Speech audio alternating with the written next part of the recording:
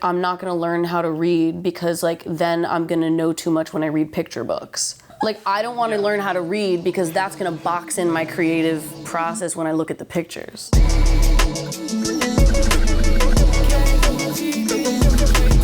Hi and welcome to KTD's On the Periphery, where I date New York City's up-and-coming musicians so you don't have to.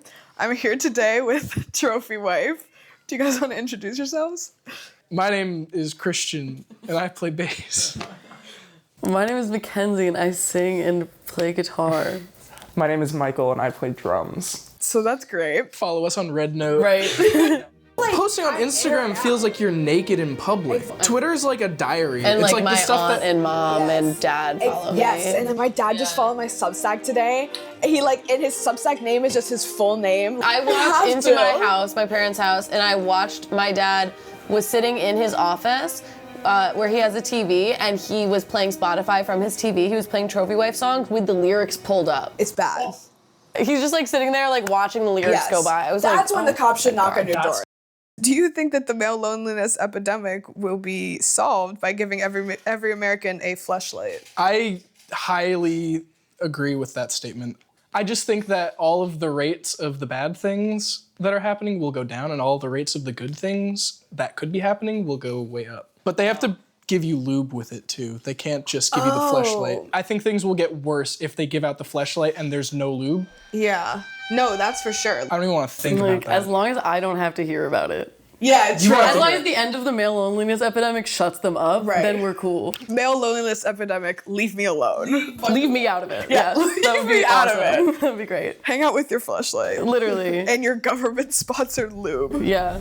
At my apartment, I have the entire years of 1969 and 1973 in Playboy magazines. And I already had a crush on her. I have my birth year and month. I have the Interesting. November 1998 Playboy issue. Did you guys embark on that journey of buying that together? Oh wow! Separate. Just right. Wow. Yeah. What a match made in heaven. Yeah. Well, I was cleaning up my friend's grandpa's house after he passed away, and like his son lived in the basement for like fucking like 20 years or some shit. The closet was like stacked with Playboys. It was like crazy. It was like 1983 through honestly. like 1990 something. You had so much like discipline just taking your month and your birth year. Well, I was like, The really 80s just and wanted that 90s one. really, I don't rock with that crazy. What? I collect. Is it because of the full bush? Are you anti-full bush? The full bush isn't 80s and 90s. The full No? bush is 60s and 70s, which is what I collect. Kill, marry, kiss. Trophy wife. For me. And I feel like this is really easy. Cool, okay. great. Wait, I'm ready. I would say probably kill Michael and Christian. So, okay. Then marry and kiss Mackenzie. Cool. That makes sense. Period. So Thank I had you. to put a lot of thought into that one, but luckily I do what I can. I've had some weird kisses at clubs for sure. Oh my god. What just happened? Literally me. sorry. you're It's literally impossible for me to drink without spilling on myself.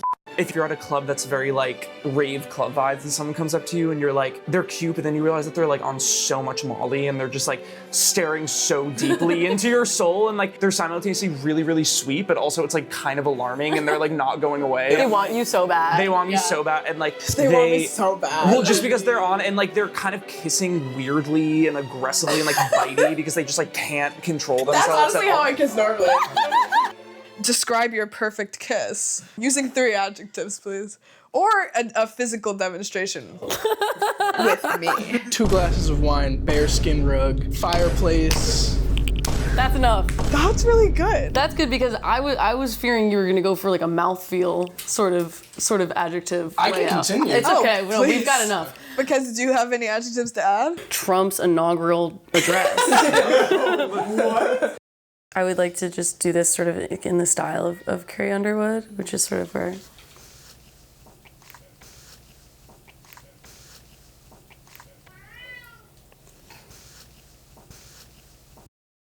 Ladies and gentlemen, performing America the Beautiful, please welcome the Armed Forces Chorus and Carrie Underwood.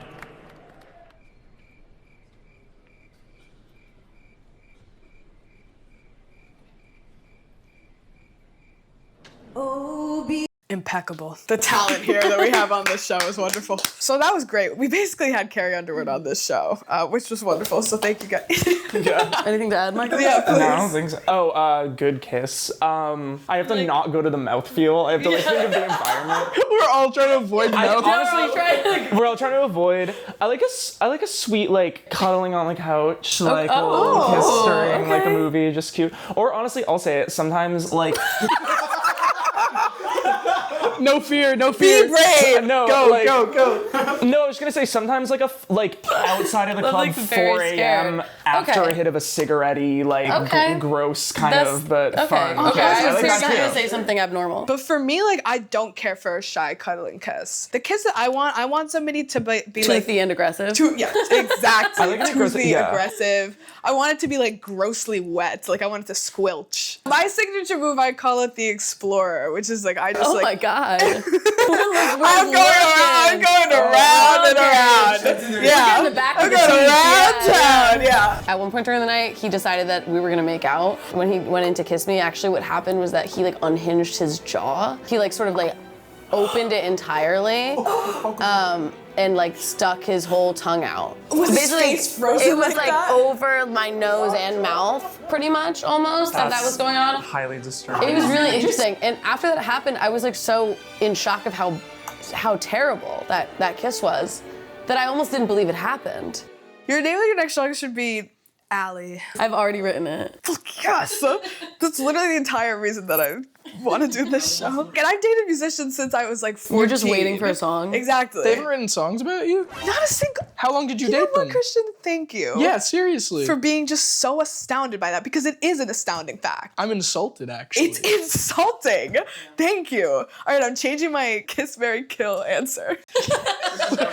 Woo! I'm marrying Anne. I'm kissing Christian.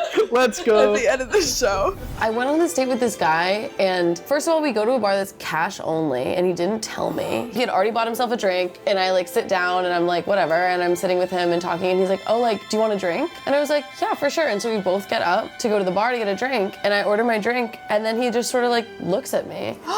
The guy was like, oh, it's cash only. And I was like, oh, okay, cool. And I looked at him because he obviously had cash, because he knew it was a cash only bar, and he had already got himself a drink. And I looked at him, and he was just like, oh yeah, there's an ATM across the street. So good. He wanted nothing to do with you. Did I clip the mic when I screamed, by the way? Probably. Okay. Brownie. I just don't want it to be like that. Like, remember that Gabby Hanna Genius video? So what if I'm the monster that's been here all along? Wait, when did you even scream? When you said that you were going to marry and kiss me? Oh. Yeah. Wow. Look at the effect that I have.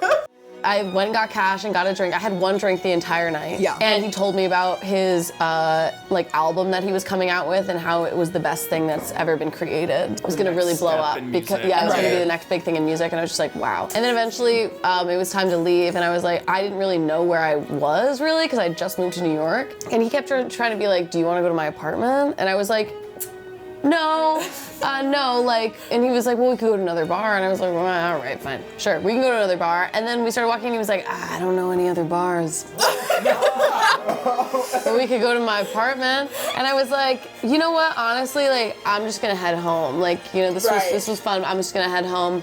But like, do you know where the train is? Like, you live around here, like, can you just like walk me to the train? Like, you can walk me to the train, that's fine. And he was like, yeah, of course. We start walking, and then we stop, and he's like, this is my apartment. He walked me to his apartment! Oh. What the fuck?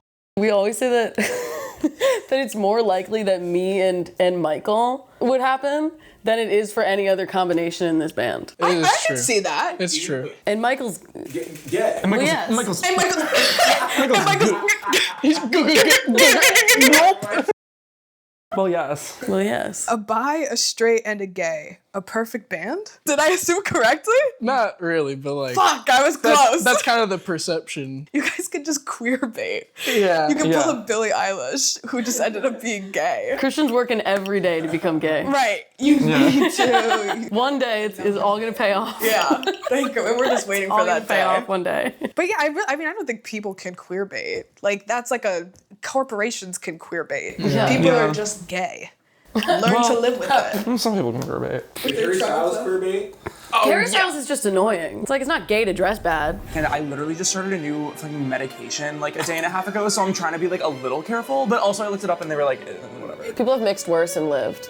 100%. Like, That's my philosophy. oh, we were put on this earth to have fun, like. So true. And then it's like that whole other, like you're not supposed to mix Girl. stuff. Like that doesn't. Me looking it up, what is the exact name? Because I keep getting it mixed up with this other thing that I was maybe gonna take, but venlafaxine. So it's a serotonin norepinephrine reuptake inhibitor. Is there like a brand name I would recognize? Effexor. Effexor. Oh, okay. Yeah, it's an antidepressant, but it's also used for like anxiety OCD things, which is like more my speed. That's me too. Like it's a running joke on our show. Shut the fuck up. It's a running joke on our show that I'm gonna be alone forever. So I was wondering if you think that in some way, like whatever sort of like mental health journey that you're on contributes to your music. Kind of no. I don't think that like my mental health being bad contribute. I think music can help me feel better, but I actually think that so hungry. I think honestly, like the worse my mental health gets, the less music I'm able to make. Yeah. So I actually don't think that I like don't want to feel. I think it's a weird bad. like It's like, accessory. Yeah, I don't really want to feel bad. 100%. Like I can do more when I'm feeling better overall. Yeah. I find. Oh, sorry. Go ahead. No, I was just gonna say, like, I think it's like a thing, like, when you're like a teenager or like very, very, very young adult, like my mental health and like how bad I'm doing like has to do with like how like good the music is, but it's like not at all the case. Especially as like you get older, you're just like, man, this sucks. Like I don't want to feel bad. Like all the time. Yeah, exactly. It hinders you after a certain point. It just feels like you can't be productive in the same way. I think most Yeah. people that use their like negative mental health as like a main advertising piece for their music, probably like their music isn't that good. that is a great Like, point. I think that there's a lot little. of merit in like shutting the fuck up about it sometimes. Yeah. And then I have a follow-up question for you, Christian. Do you think that having chronic IBS has influenced you in your music? All of the songs come from that, Right. honestly. They come from here. From here. And I saw his shit in his toilet. Oh my god. And then I saw his shit. And then I saw his shit. So what now? So where do we go from here, honestly? Sorry, should we start? I was wondering how you guys first started getting into music because you have like a very cohesive sound and really good chemistry. So I was wondering if you had like similar stories with how you got into it and if that's part of what you bonded over. Well, I started playing drums really young when I was like 5, and maybe I was lucky that I was able to start when I was 5 because it was like maybe always something that I felt like I was kind of good at. And then when I was a teenager, I made more of a conscious decision to like want to pursue it. I went to Berkeley, we all did, and then I really wanted to perform live, and you guys were still one of the first bands that I started to do that with. Oh yes, because you were a sub at first. I started as a sub. I was like, it was fall of my sophomore year, which is really the first like actual normal, not COVID semester. That was around when our first show was, and I just kept going, and I feel like more and more just formed into like an actual He was forced. thing. He was forced. Right, Yeah. you had no choice. I really liked the music, and it felt exciting, and we all collectively started to keep doing it. Do you think that having family in the arts also encouraged you to go into the arts? Yeah. I mean, I think I'm lucky that my parents like rightfully like had high standards, which is probably a good thing also. I think of people who like understood what it was and didn't fully just dismiss it is like for sure helpful, you know what I mean? Because I did it all throughout high school, which was really good. Like I was like a bands kid pretty much. Me too. And nice. And yeah, no, for sure. I think that's definitely a good thing. He's still a sub. Yeah. I guess we've never, We're still looking. But actually, the way that anybody knows a drummer. one of the first times I met Christian actually was not when we started playing together. It was actually, I charged him like $1 million for a beer because at the house show, like at the venue that I lived at, I don't know, I would just like be the bartendress, and I would stand behind the bar and play God. He tried to give me a beer for free, and then Mackenzie stepped in and was like, $5, please. Yeah. Wow, that's overcharging. She had no idea who I was. Yeah. And he just looked at me, he just went. He was like, I mean, my dad played guitar when I was like a little kid, so I'd always like hear him playing guitar, and he like tried to teach me a few times, but I didn't really latch on to it. It was like too many strings, and like I just didn't. Too many. Yeah, literally, yeah. It like freaked me out. But then in middle school, I got really into the Beatles. The Beatles. Yeah, I got like obsessed with the Beatles, and then my dad had the instruments laying around, and I just started messing around with them. I started taking lessons, and then I was just like joining bands, and then I started writing my own music, and then I went to Berkeley, and then, you know, now I'm here and stuff like that. I like had written songs, and then my roommates convinced me that maybe they should be recorded, and so I knew Christian that played the bass, and I was like, well, yes. And then Michael happened to us after we recorded our first like chunk of music, and he played with us our first show. When you guys work on your songs and write your songs, is it all like an equal collaboration, or is it somebody who like mainly writes it? I write the lyrics because I'm a bad collaborative songwriter, because that feels like a punishment by God. But yeah, I write them, and then I bring them in, and then we make it real. Together. Mm-hmm. Where did you get your start in music? I like grew up singing, and my parents like put me in music lessons for each instrument, and I quit every single one, just one at a time, and then took them back up again and then quit them again. Yeah, I just started singing, taking lessons, and I was in like choir and theater and stuff. I like sang mostly jazz like by the end of high school, and then I didn't write my first song until I got to college, because I realized that seemed to be the thing to try and do. I like tried to write a song like one time in high school and decided that I was really bad at it, and that I shouldn't do it ever again. Whoops. But and then I did. Does that influence your sound now? I mean, yeah. I mean, all my vocal training like influences it, I think. But I never was in a band until college. We all went to Berkeley. Like, I feel like I went there and I did what I needed to do, and like there wasn't another place I could have gone. The city of Boston. Yep. Yeah. That's a great way of putting it. Dude, I like being able to read music. It's like, if I saw a sheet of music, I could read it. Like you can also have a good ear in addition to that. You can do both even. Some people think it's gonna like hinder their creativity and like box them in and stuff like that. What are you talking about? That's how I used to feel like before I went. I mean, I still can't really read music well, but like that was my thought process. Like I kind of resisted it at first. I was like, I don't want to do that because it's gonna make me like think about it too much. Oh, that's, you know? I have not heard that argument. Instead of it being like a foundation from which to jump off of, more that it's like a box that you might feel like constricted by. Well, that's like, I feel like for me, that always just sounded like I'm not gonna learn how to read because like then I'm gonna know too much when I read picture books. We could just do both. Right. Why not both? Why not both? Literally, why not both? So are you happy that you've learned? I think like when you go into learning music fully by ear, there's sort of like this magic that you feel with it, but especially when you don't know what's going on, you're just kind of like creating these sounds and like mimicking things. And then like when you start to study like song form and like written notation and stuff like that, it sort of can feel like demystifying. And then you kind of like there was a big period of time where like I couldn't listen to like certain kinds of music because I would literally just be like in my head, I'm like, oh, that's just like a 1/4 progression, which is like so stupid, but like it happened. But it's like a 1/4 progression is mystical. So No, now we have a name for it. That's the Yeah. thing. It's like you have to. What's that old quote? It's like you have to like see that something is a tree before you can see that it's a tree. It's like an old Buddhist thing. I probably totally misquoted that. I'm like, I hear It's you. like, Regardless, yeah. I get it. Yeah. Yeah.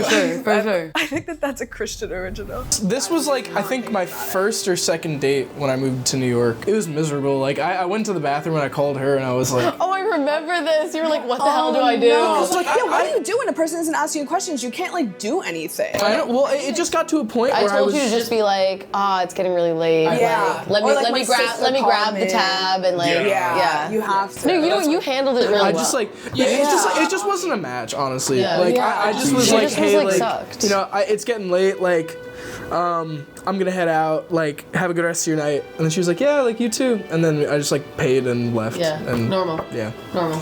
But that was, like, I think that was, like, the first time that I'd ever, like, stood up for myself on a bad date, where I was just like, I'm just gonna go home. I'm not gonna see it through. Yeah, why would you? Just go home. And you're a gentleman for still paying. I really didn't want to. I only paid because of sexism against men. Well, that is all my questions. Thank you, Trophy Wife, so much for coming on. Is there anything that you would like to plug? We came out with an album a couple months ago called Get Ugly. And is there anything else? I think that's it. That's it. Thank you, guys. I'm just gonna... Oh, yeah. Yeah. Can you... Oh. Yeah. Oh, I can move. Yeah, Right. yeah. Okay. Cool. Awesome. Thanks. Okay. Should I just like... Oh, it's so weird. If you're interested in watching Trophy Wife's performance, click here. Subscribe to KTD, hit the bell for notifications, like, comment, share it. Thanks for watching.